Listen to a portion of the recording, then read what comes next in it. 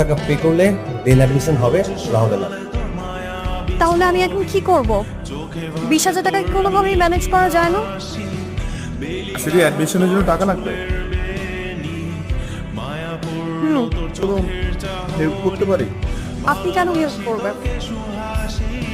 ওই যে বললাম, আপনি লোকাল বাসের কোনো অপরিচিত যাত্রী নয়। কিন্তু টাকাটা ব্যাক দিতে হবে কবে? কোনো প্রেশার নাই, যেদিন পারবে সেদিন। আসলে আমি আমার একটা ফ্রেন্ডকে হেল্প করে বিপদে পড়ে গেছি। বিবিএতে অ্যাডমিশনের জন্য বাসা থেকে 60,000 টাকা নেই। আমার একটা ফ্রেন্ডের মা অসুস্থ, তাই 2 দিনের জন্য 20,000 টাকা দেয়। কোনো সমস্যা নেই, আমি বুথ থেকে গিয়ে তো টাকাটা তুলে নিয়ে আসি, তুমি এখানে দাঁড়াও।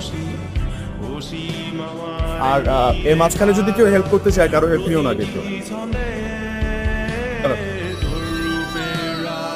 Thank you.